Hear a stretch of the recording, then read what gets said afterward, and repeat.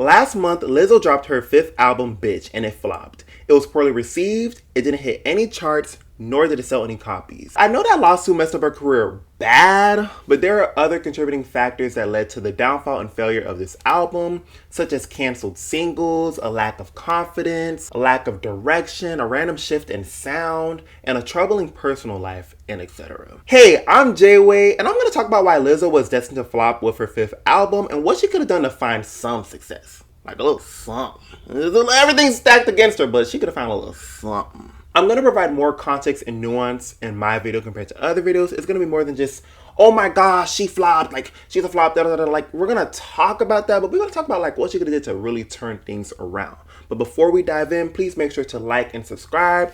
Turn that notification bell on. Make sure all the notifications are received. So make sure you get all notifications so you don't miss anything. I'm going to give you a little bit of second, a little time to do that.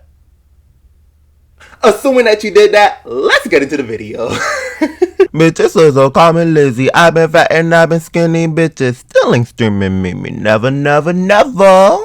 First, let's review the album. So I'm going to start off with the album cover. I hate the album cover. It's just so stupid and cheap. I don't know why she decided to go with that album cover. Like, I feel like I know, like, it's on brand for Lizzo. Like, it's supposed to be tacky, stupid, silly, fun. Like, yeah, I see it, but it's like, I hate looking at it. It just looks so, ugh. Like, she could have just did a better job with the art cover. Like, it's Bitch. You could go in so many different directions with Bitch, and you could have just came up with something better. I don't know, like, I don't like it. Honestly, I'm not too shocked by the album. It's what I expect from Lizzo. Lizzo makes cheesy, emotional, insecure, soccer mom pop music. It's not too far from her last 2 albums that I've listened to. So I listened to 'Cause I Love You and Special, but it's definitely the worst out of the 3. And when I say soccer mom pop music, I don't really mean it as a dig. We've had similar artists who's made that music, like Pink and Kelly Clarkson, but they made great soccer mom music. It's just that Lizzo, hit or miss when it comes to it. Like, I've been seeing people talk about, like, oh, like, that type of music is outdated. I am not convinced, because the amount of songs that I see blow up or hit #1, I'm like, y'all eating this shit up. I'm supposed to be convinced that Lizzo's music is outdated, or like the people don't want to hear it. I don't really buy it. This album was very uninspired and boring, especially when it comes to the single picks. Like, I understand why she went with Don't Make Me Love You. It kind of reminds you of like songs that she's released before. But it's really the title track where I'm like, what the hell was going through her head that made her want to release this song? Especially considering that you are going through an active lawsuit. And the last thing people want to hear is you being a victim. Like, literally, read the room. Like, I don't know what made her think that that was a great idea to release a song, because the song itself is bad. I hate that. Like, Lizzo makes that type of music. Like, I even heard it on like the 'Cause I Love You album. I'm just like, I don't understand how y'all could mesh with this type of shit. Like, it's just ridiculous. Like, what makes you think someone's gonna be out there singing, I'm a bitch, like, nobody wants to sing that shit. Nobody want to listen to that shit. Like, no. And then she has other songs kind of like in that vein where it was very generic and boring. Like, she had this song called like She Stole My Man, and like a lot of the songs on there that I found, it was just very like generic and boring. I'm like, you really sat up there and recorded these songs and thought, oh, they're gonna love this. The songs that I did enjoy and like from the album were A Toast, Happy to Be, Don't Make Me Love You, and Sexy Ladies. I more so like A Toast because of how Lizzo sounded. I didn't really like the lyrics in it. Like, once again, read the room. You're going through a lawsuit where allegedly you and your company, your dance company, made other women uncomfortable. I just don't feel like this is the time to be like, oh my gosh, like, woe was me. Like, that's the part I didn't like about A Toast. But I love how she sounded on there, and I would love to hear her do a soft R&B song in that style. I think that would be really cool. Happy to Be and Don't Make Me Love You, it reminded me of what I like from Lizzo. Like, my favorite song from Lizzo is Juice, and those 2 songs reminded me of that. Like, it was in a similar vein. I'm not like necessarily like, oh my gosh, like, these are like the best songs ever, but it's like, you know what, I wish she kind of continue diving further in that realm, you know, getting to like the great and catchier music. Like, to me, peak Lizzo is About Damn Time. Is it Ready to Be Loved? Ready to Be Loved? Am I Ready to Be Loved song, Juice. I love Special, the title track from the Special album. That one was good too. Like, those are like peak Lizzo songs, and like those two songs, it kind of scratches the surface of like those songs, but it's not there yet. So I really wish she kind of like dug a little further in that bag. But the best song on this album is Sexy Ladies. Now this could be the song that could kind of save the album a little bit. Like, she could get a little hit. Like, that song right there is really good and catchy. I remember like earlier in Lizzo's career, she was talking about like wanting to redo Lady Marmalade or doing her own ladies' nights, which, oh my gosh. Remember that era where like a lot of the artists were like trying to like recreate those classics? I'm just like, no, like, please do not touch it. But I do think she can kind of attempt to, you know, capture what those classics provided on this song by doing a remix. Like, I could see her doing a remix of like Sexy Red, Mona Leo, Rolo. And you know, like having like a female rap remix or whatever. I could see that happening to like push the song further. Like, this song is really good. I even added it to my playlist. Like, it's catchy, so it goes like this: sexy lady, give me your number, roll with a nigga, roll with a nigga. Like, that song hits. Like, she did her thing on that shit. I'm not gonna lie. And I mentioned this a little bit earlier, but the biggest criticism that I have with this album, of course, it's boring and basic as hell. But number two, her trying to paint herself as a victim. Like, yes, I understand like you're dealing with the stress and the pressure from this lawsuit, but it's like, Lizzo, you have to understand, like, this lawsuit literally like shatters what you stand for in your brand.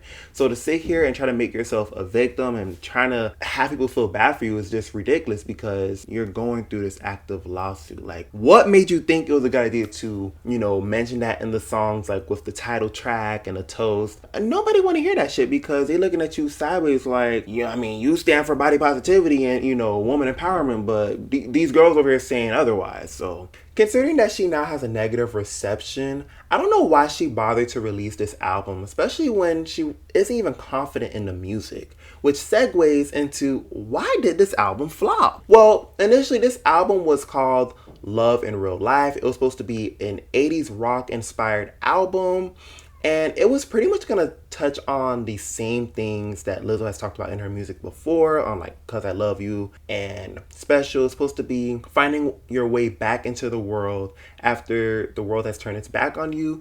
And considering the lawsuit, you see how that doesn't really work, and it's not gonna really translate or sell. So she kind of had to scrap the idea, because message wise, they ain't gonna work. And then two, the planned singles for the album, which were the title track Love in Real Life and Still Bad, they flopped. With that not doing so well, she pretty much had to rework the album and revisit it and come up with a different idea for it. Lizzo did move on from that project. It was scrapped, and she wowed everybody when she dropped her Wham Whammy remix, which I love. I love it more than the original. Like, she did what I wish the girls, what was their name? Pluto and YK Niece did on the original song. Like I like the beat and everything for that song, but I hate how they just didn't say anything on that fucking song. But Liz will hop on that bitch. I've been fat and I've been skinny, bitches still ain't fucking with me. Never, never, never. Like, she ate that shit the fuck up. She bodied it. But why the fuck did she think that we wanted a mixtape because of the one thing that went viral and that we liked from her? What convinced her to go and release a whole rap mixtape? When Lizzo announced that she was going to be releasing a mixtape, it was My Face Hurts from Smiling. I was really so lost, because I'm just like, oh, you really going through it. And then she posted like this little snippet of her like teasing songs from the album, and she looks a complete fucking mess. There's a video of her, she's wearing a ski mask, and it's just so bad. It's just so bad. Like, when I saw that, I just saw artists that just didn't know what the hell they are doing. Which leads to my first point. Lizzo doesn't know what to do musically. Releasing the rap mixtape was just so bizarre and random, especially when people know you for pop music. I really do get tired of people trying to put Lizzo in the rap category. Like, sure, she may have made rap in the beginning, like she made a few little songs, but she became known and recognized for making pop music. So it kind of annoys me when they try to do that, especially when it came to Truth Hurts. They try to call it the biggest female rap song. It's a pop song. At the end of the day, rap is new for Lizzo. Lizzo the rapper is uncharted territory that nobody wanted to explore.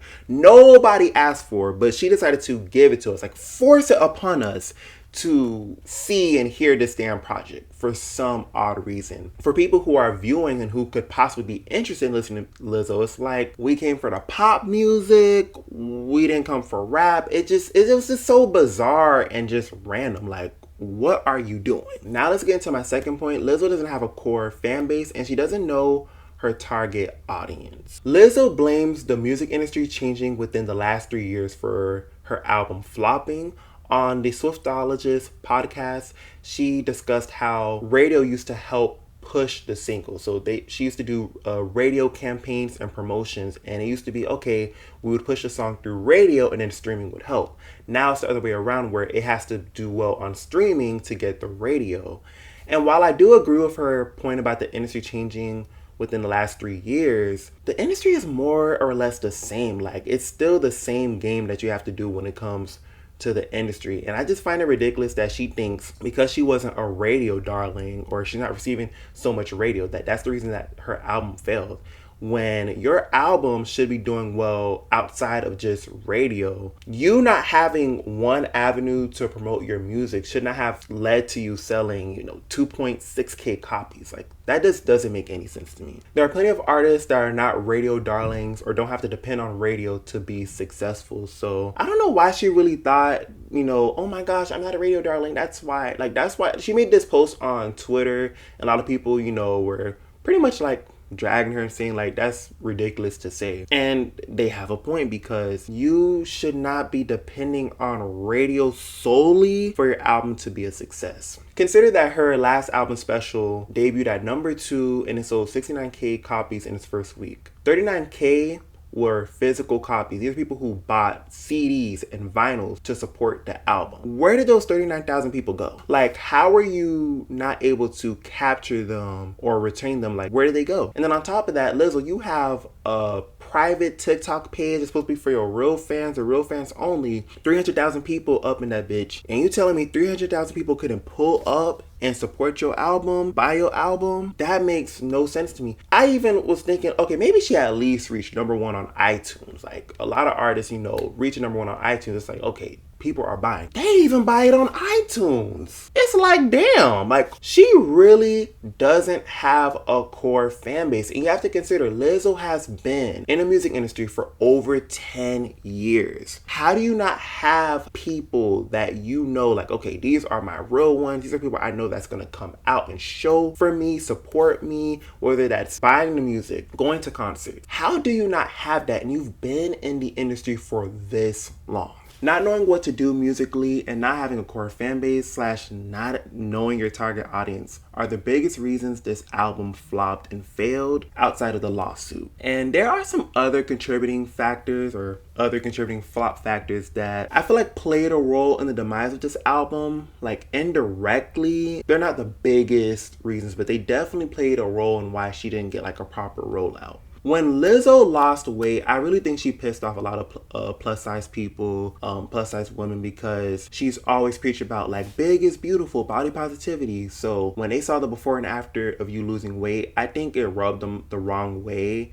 And I feel like the people who, part of the body positivity movement, plus size, whatever, they pretty much drifted away from her and went to someone else who looks like them. And mind you, Lizzo is still big and curvy, but it's just the fact like, dang, like you're losing weight. And I feel like in their head too, they're thinking, oh, you're trying to be a part of the skinniest in era, despite, her always championing body positivity. And her having body positivity as a brand is like a catch-22. Like, it's pigeonholed her and put her in this weird predicament, because whether it's her engaging in the bullshit and blowing shit up, like I've seen this so many times, or she'll get dragged in some other shit because about it's like it's always worked against her in some sort of it's always worked against her in some sort of way. The political climate is conservative as hell, and the mere existence of Lizzo goes against everything conservative and Republican. And I feel like it's an underlying reason why she didn't receive a proper rollout. We're in the skinniest in era. Traditionalism is on the rise. So I feel like all of those factors and little politics and stuff worked against her and why she didn't receive a proper rollout. I don't really think this was like a big thing. This is personally like I included this for me pretty much because I don't know if y'all remember when Lizzo decided to defend people who are on the Epstein Islands visitor list, and I laughed when I saw that video. Why would you bring yourself into this shit? It's such a controversial thing, and then you have an active lawsuit. Because I remember in real time, people kind of like forgot about the lawsuit, but then she made the video and people... you know what? I'm starting to believe those other ones. It was funny as hell because it's like, oh my gosh, someone need to take away your phone. Like, why would you add your 2 cents in something that you had no business to talk about? So poor decisions were made left and right. But if I was in control and I had the power to really, market and promote this album, here's what I would do. La, la, woo! La, la, woo! Oh, yeah! With my plan, I'm pretty much going to be using what she's already done, but it's pretty much going to take place when she dropped those 2 singles that flopped last year and then, to now. So the first step, this is going to take place before we even get to the 2 singles flopping. Ditch the body positivity brand. Let's get to know Lizzo, the artist, and less about, oh my gosh, Lizzo, body positivity queen, plus size queen, yeah. Let's let the people know you for your music and your artistry.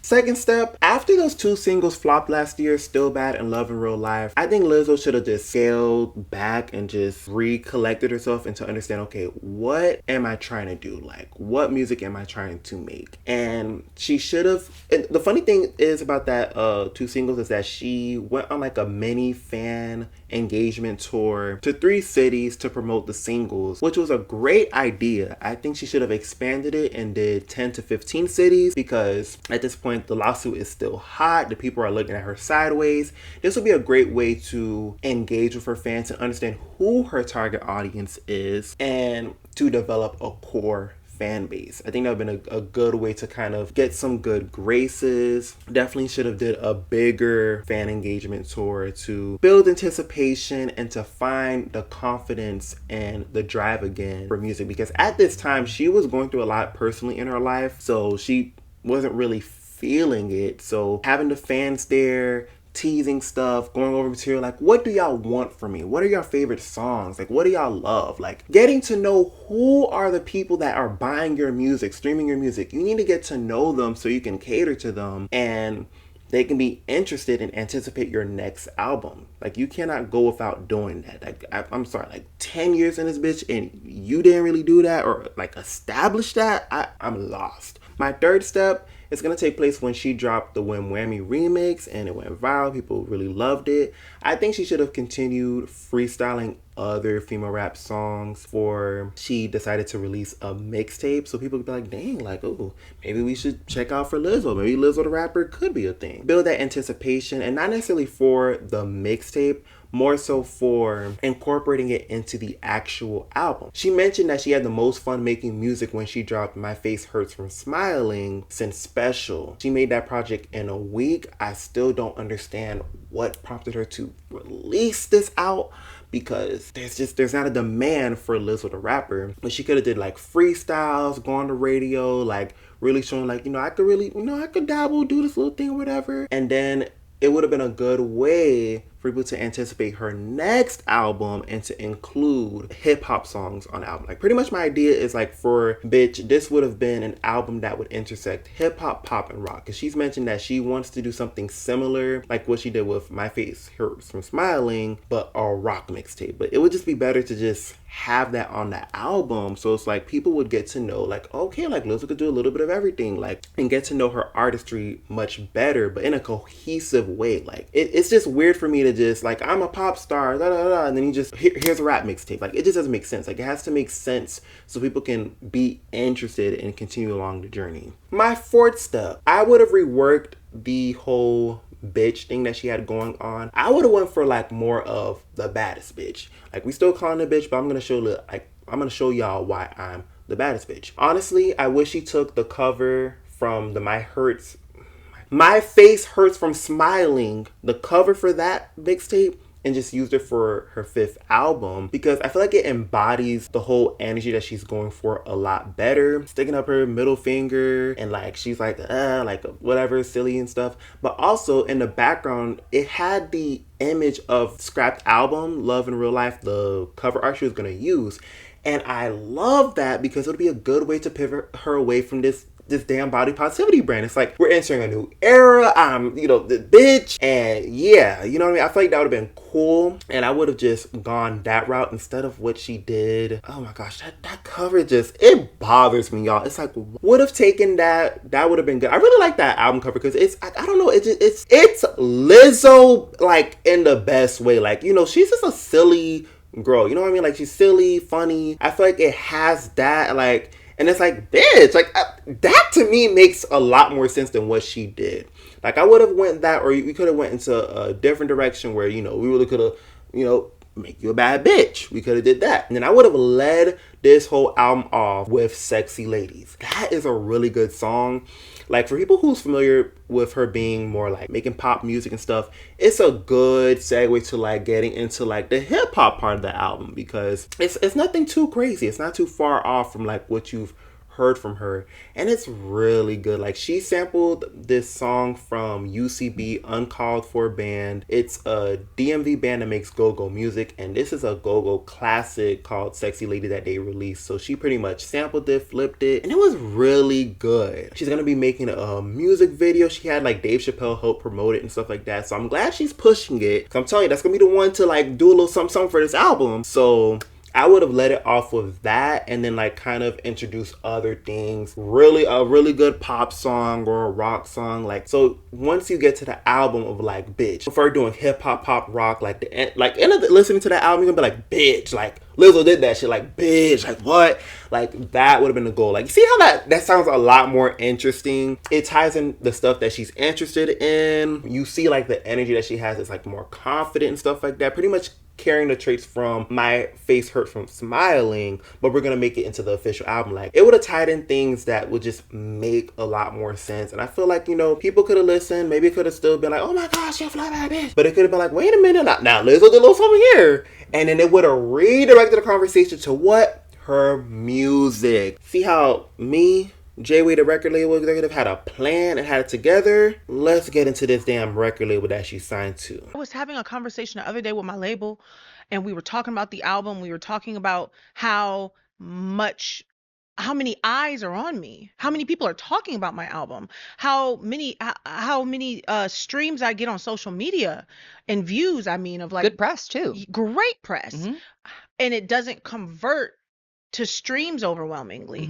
And I was like, where's the disconnect? And they were like, well, that's in the hands of the people. And I remember and I was like, whoa. So I think I was just like really emotional and really upset because I had a meeting a month prior where I had said all these ideas. Me and my creative director, we had all these cool ideas for like billboards and like hotlines and like interactive things. And a month later, I was talking to my creative director, and he was like, yeah, why haven't they implemented any? And I was like, yeah, why haven't they?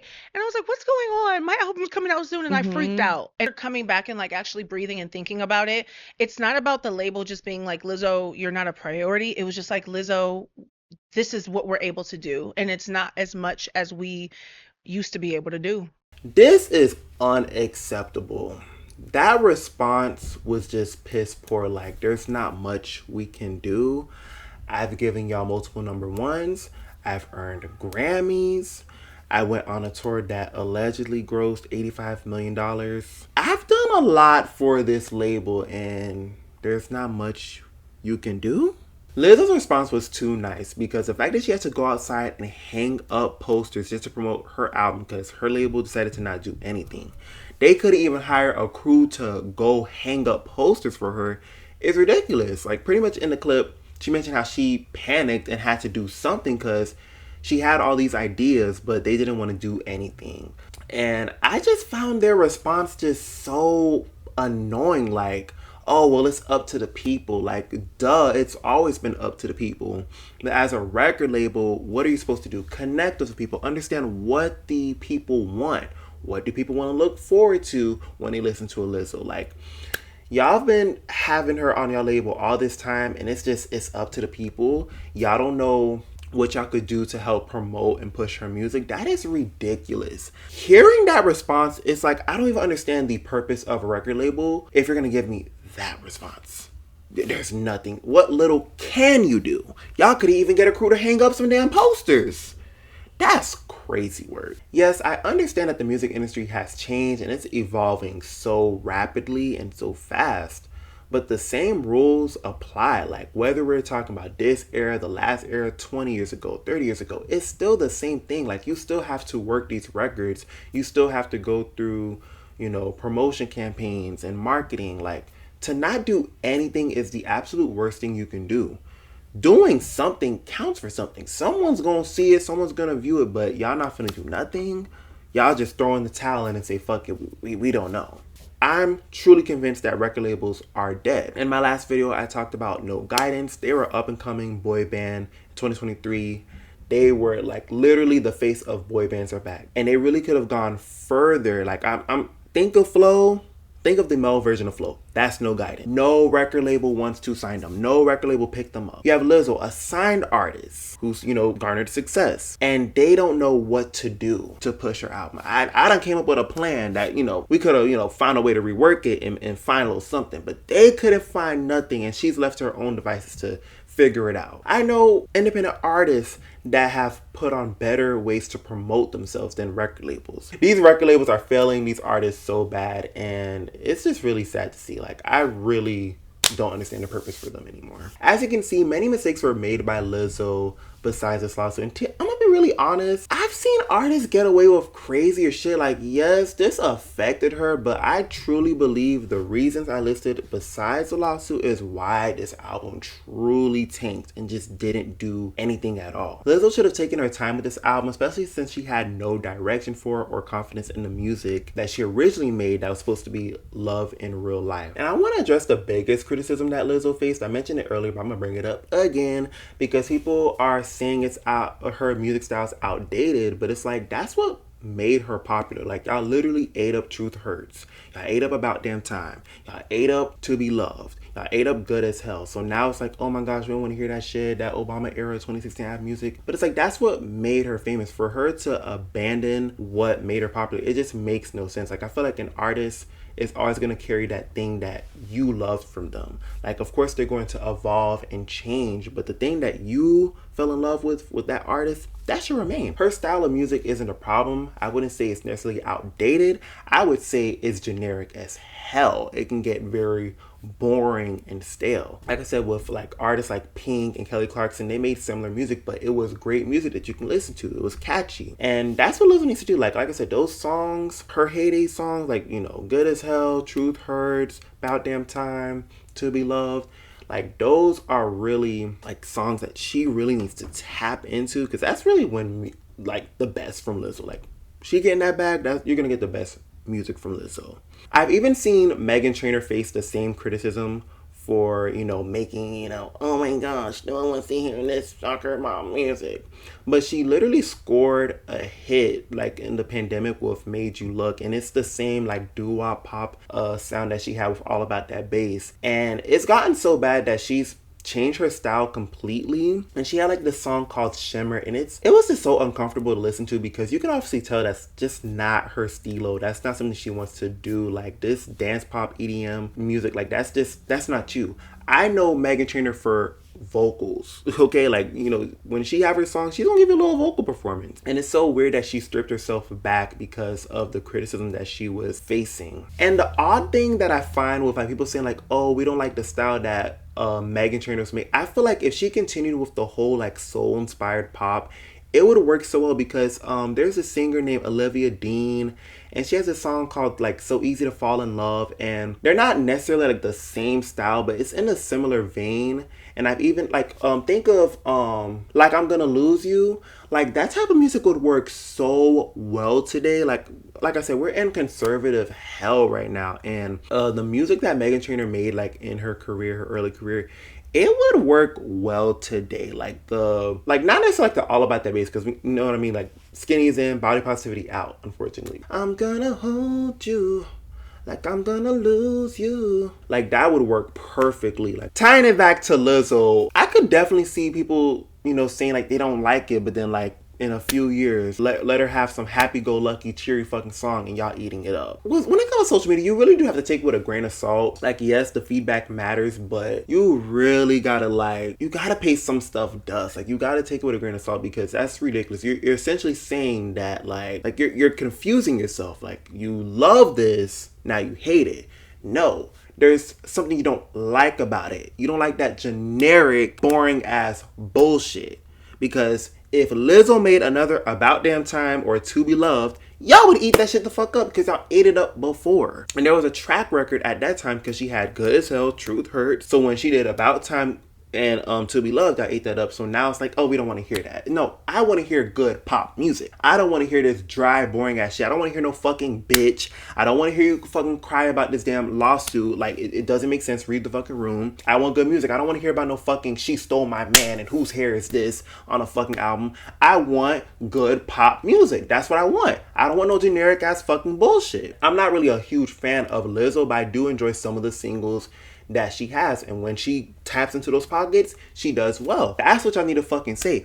The problem with the fucking internet, y'all are just so dishonest, and it's like, I feel like as an artist, it could really fuck with you because you don't know which way to go. I know her as like, damn bitch, like what the fuck am I supposed to fucking do? Cause she panicking and trying to figure out, damn, like how am I gonna not flop the next time? But y'all are sending mixed messages and y'all not being honest about what y'all want. That's it for this video. Initially, I wasn't gonna talk about this album because I knew the fate and what would happen. I mean, I made a video before that, you know, talked about how that damn brand done a lot more damage than good. But I did read an article from NPR which talked about, well, the title was, let me see if I can find it, I have to look, but it's called Pop Albums Are Drowning in Narrative. It was a really good read. I am going to have it linked in the description. Y'all definitely should check it out. To summarize, pretty much the writer talked about how with Lizzo's album, it was a task to listen to it because of all the context that came with it. Like, he already knew that, oh, damn, she want to talk about this damn lawsuit and how it affected her. Like, there was already so much weight to listen to this album. It should be,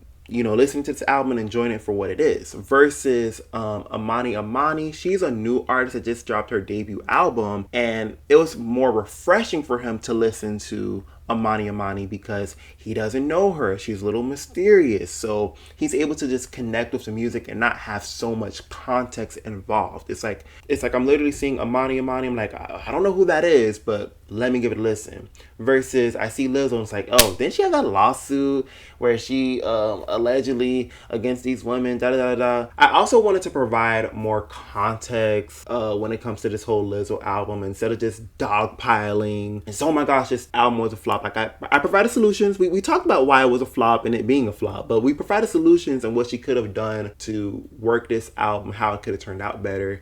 Shit, hopefully she takes whatever the fuck I put in this video and do it for the next album, because she was trying to do like the whole same strategy with the rock mixtape and the official album. Listen, I would just boop boop boop, hip hop pop rock, put everything together and really give a cool little taste and experience to the people. And I am glad she's pushing Sexy Ladies. That's a really good song. I can really see that growing on people. If you listen to Bitch, what were your favorite songs? Are you surprised that Lizzo flopped? Do you think Lizzo can make a comeback and score a hit? Let me know all your thoughts down in the comment sections.